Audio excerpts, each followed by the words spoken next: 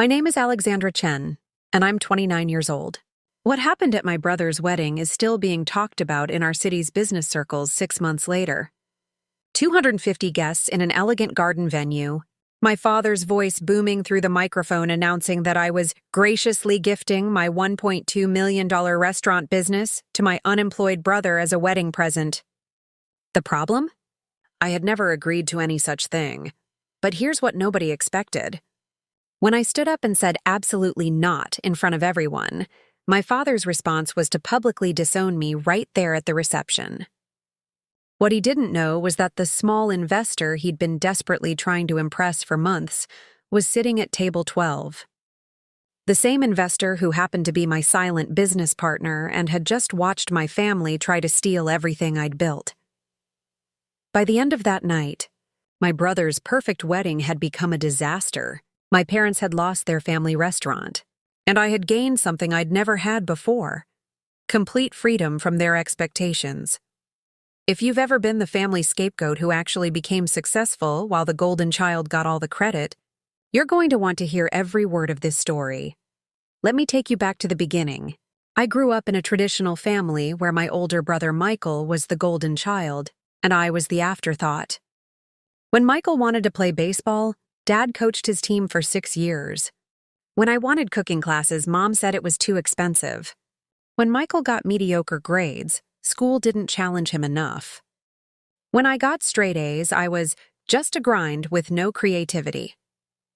After high school, Michael went to expensive private college while I went to community college and worked nights at a local restaurant. While he was partying with fraternity brothers, I was learning every aspect of the restaurant industry: prep work, line cooking, inventory management, customer service, accounting. When Michael graduated with a barely earned business degree, I had 4 years of hands-on experience and was taking online courses in hospitality management. But to my family, his piece of paper was worth more than my experience. Michael moved back home with no job prospects. Dad immediately brought him into our family restaurant, Chen's Garden. As management trainee, I was still working there, handling most operations while Michael learned basics.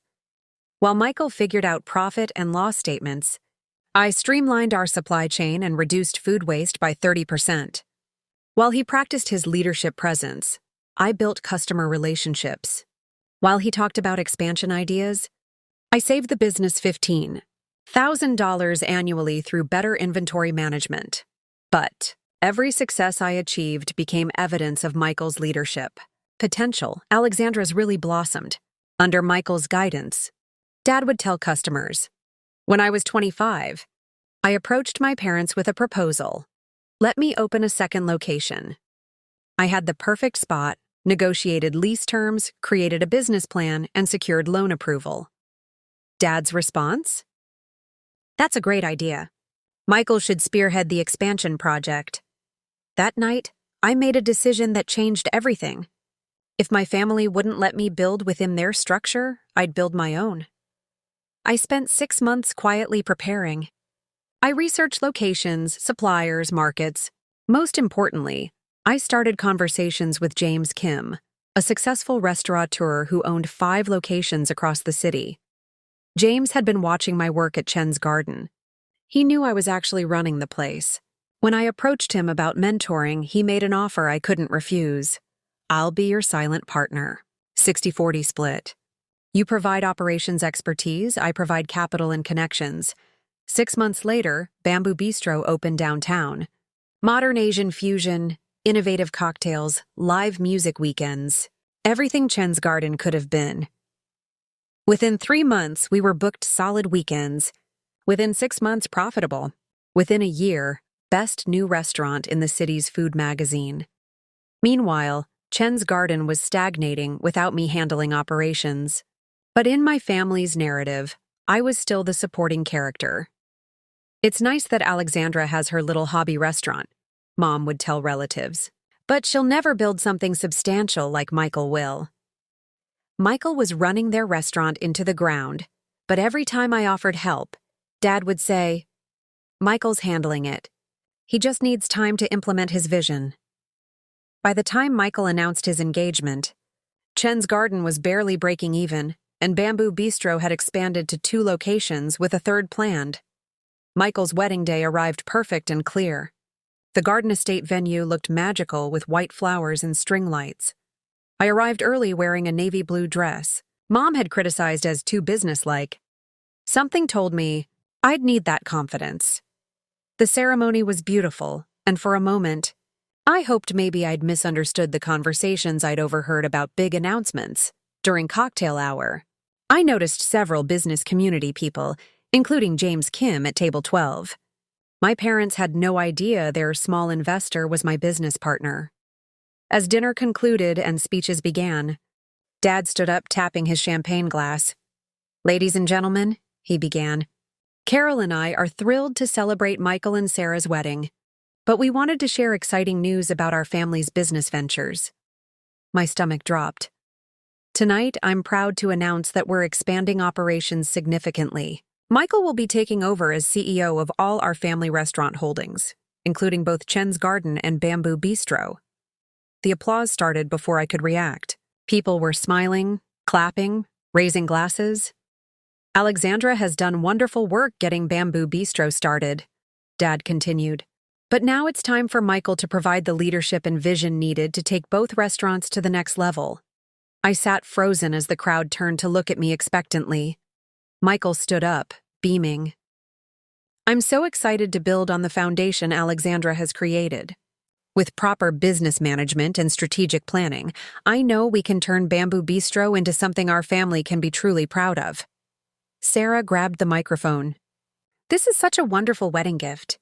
Michael has so many innovative ideas. We're planning to rebrand everything under the Chen's Garden umbrella." The room erupted in applause. Dad gestured for me to stand and say something. I stood slowly and looked out at 250 people about to witness the biggest family explosion of their lives. "I'm sorry, but there seems to be some confusion," I said clearly. "I haven't agreed to give my restaurant to anyone. Bamboo Bistro is my business, which I own and operate independently." The smiles began to falter. "Alexandra, don't be difficult. We discussed this," Dad said. "No, Dad, you discussed it. I was never part of the conversation." Michael grabbed the microphone. "Come on, Alex, don't make this weird. It's just family business." "My business isn't family business. It's my business." Mom stood up. "Alexandra Hayes Chen, you will not embarrass this family on your brother's wedding day." "I'm not embarrassing anyone. I'm clarifying that my restaurant is not available for gift giving." Dad took the microphone. "This is inappropriate. Michael has been working toward this expansion for months.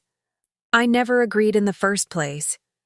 "You're being selfish," Sarah chimed in, tears forming. The whispers started. Phones came out, people recording what was clearly becoming a family meltdown. That's when Dad played his trump card. "If you can't support your family, then you're not part of this family." The crowd gasped. "Are you disowning me?" I asked. "If that's what it takes to make you understand your responsibilities." Yes. 250 people just watched my father disown me because I wouldn't give them my business.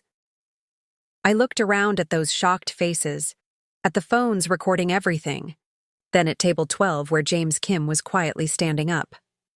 "Well," I said, setting down my champagne glass, "I guess that makes this much simpler." James Kim walked slowly toward the head table, and I watched my father's face transform from angry red to confused pale as recognition dawned. "Mr. Kim," Dad said uncertainly. "What an honor to have you here." James had been the investor my parents courted for 6 months, hoping to get funding for Chen's Garden expansion. They'd sent proposals, invited him to dinners, done everything short of begging. What they didn't know was that James had been politely declining because he was already in business with their daughter. "Richard," James said calmly, "I think there's been a misunderstanding here tonight." He reached the head table and gestured for the microphone. Dad handed it over, probably hoping James would save the situation. "Ladies and gentlemen," James addressed the crowd with practiced confidence. "I've been watching this family drama unfold, and I think it's time to clarify a few things." The room went silent. "First, let me introduce myself properly. I'm James Kim, and I own Kim Hospitality Group, which operates 15 restaurants and 4 hotels in this city. Impressed murmurs rippled through the crowd. Second, I want to address the conversation about Bamboo Bistro. Richard, you've been asking me for months to invest in your family's restaurant expansion plans. Dad nodded eagerly. What you don't know is that I've already invested in your family's restaurant business, just not the way you think. He turned to look at me with pride my family had never shown. Alexandra Chen isn't just the owner of Bamboo Bistro. She's my business partner. We own 3 restaurants together, with 2 more locations opening next year. And she's been managing operations that generate over $2 million in annual revenue. The gasps were genuine shock. Furthermore, the reason I haven't been interested in investing in Chen's Garden is because I've seen the operational reports. Your restaurant is losing money, your management systems are outdated, and frankly, the only reason it's still operating is because Alexandra was helping keep it afloat. Dad's mouth opened and closed like a fish. Michael looked faint.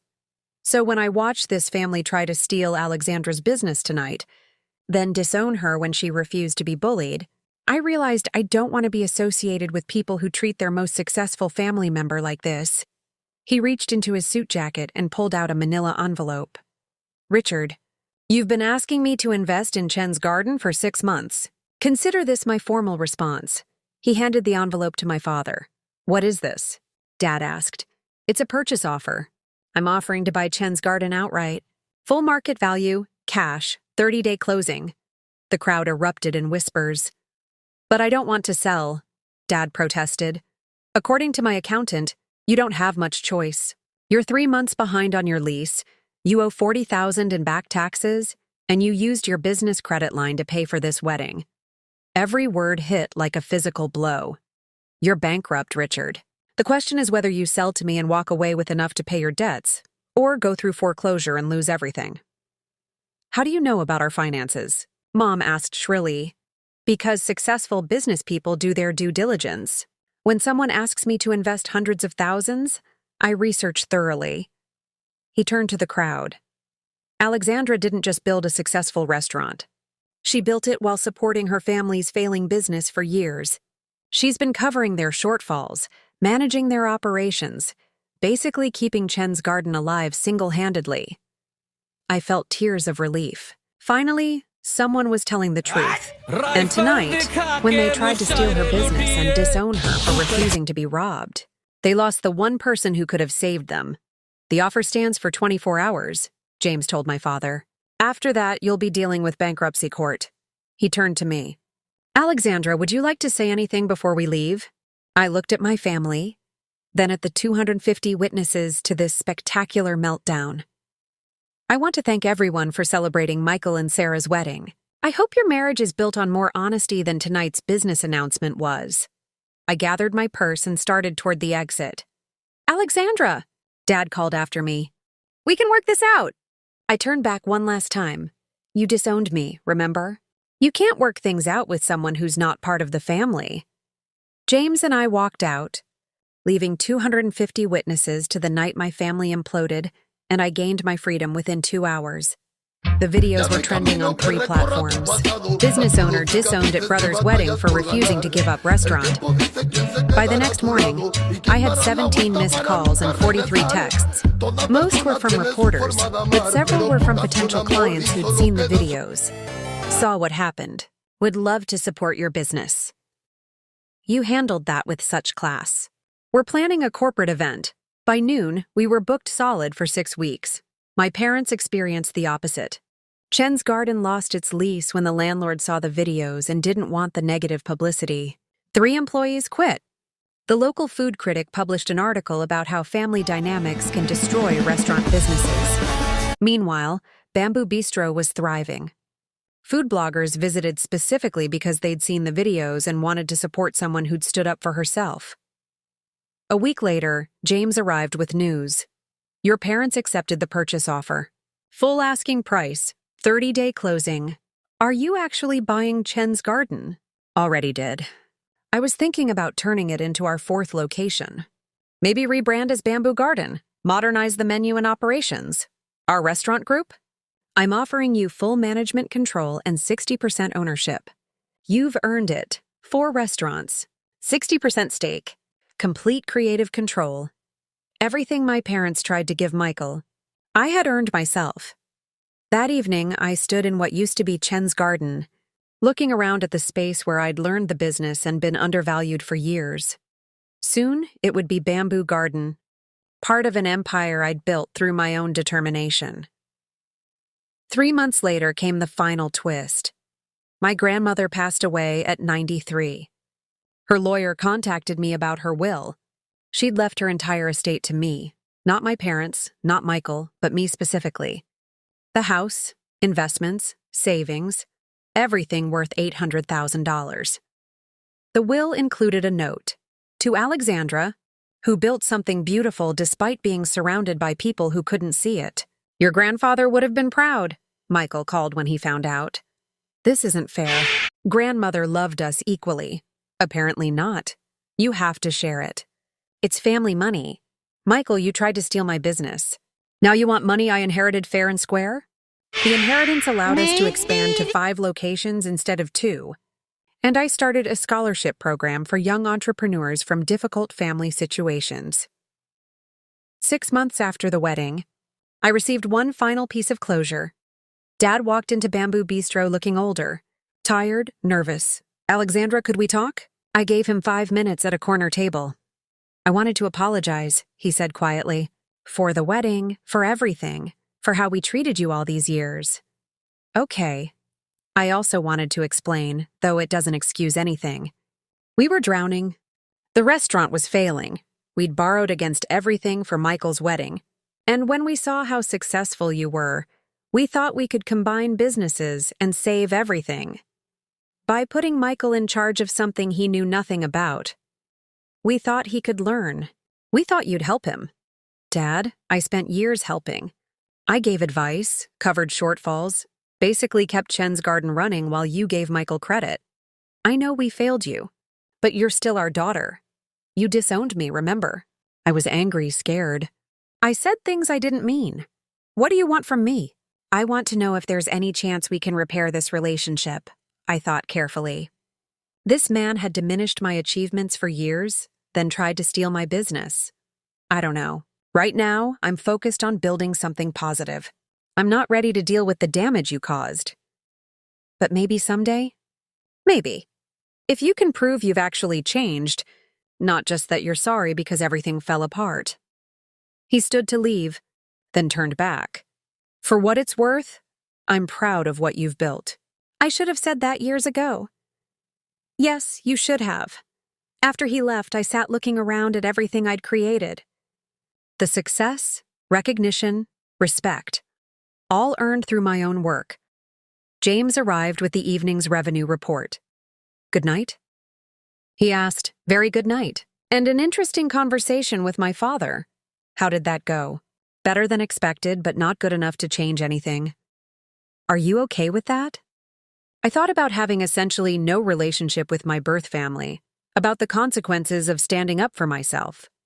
Yes, I said, and meant it. I'm more than okay with it, so that's my story. How my family tried to steal my business at my brother's wedding, and how refusing to be bullied cost them everything while setting me free. But this isn't just about one dramatic night. It's about the moment when you decide your self-respect is worth more than other people's approval. For years, I accepted being the overlooked daughter, the supporting character, the one who did work while someone else got credit. I told myself eventually my family would recognize my worth. But here's what I learned. People who don't value you when you're useful won't suddenly value you when you become inconvenient. My family didn't try to steal my business because they realized it was valuable. They tried because they'd always seen my achievements as family resources rather than personal accomplishments. Today, my restaurants are more successful than ever. James and I are opening locations in 3 new cities. Food Network approached us about a reality show. More importantly, I'm surrounded by people who value my contributions, who celebrate my success rather than trying to redistribute it. My chosen family, James, my restaurant staff, industry colleagues, they celebrate my wins instead of minimizing them. As for my birth family, We have no relationship now, and I'm okay with that because sometimes the most loving thing you can do for yourself is stop accepting scraps of affection from people who should be offering full meals. If you're watching this and recognize yourself in my story, if you're always giving more than you get, accepting being minimized for family peace. Told your success belongs to people who didn't help you achieve it. I want you to know something. You don't owe anyone your achievements just because you share DNA. You don't have to light yourself on fire to keep other people warm. Boundaries matter. Your success is yours. Your peace is worth more than their approval. The price of my freedom was high. I lost my birth family and went through public scrutiny. What I gained was worth it. Respect, genuine relationships, life where my achievements are celebrated instead of redistributed. If this story resonated with you, I want to hear from you in the comments. Have you ever been the family scapegoat who became successful? Have you had to choose between family approval and self-respect? Hit that like button if you believe in standing up for what you've earned. And subscribe for more stories about choosing yourself over toxic family dynamics. Type "Boundaries matter" in the comments if you believe success belongs to whoever earned it, not whoever demands it loudest. Remember, you teach people how to treat you. If you accept being diminished and taken advantage of, that's how you'll be treated. But if you demand respect, you might be surprised how much better relationships become. Sometimes the people who truly love you are the ones who celebrate your success, not the ones who try to redistribute it. Thanks for listening to my story. Your success is yours to keep.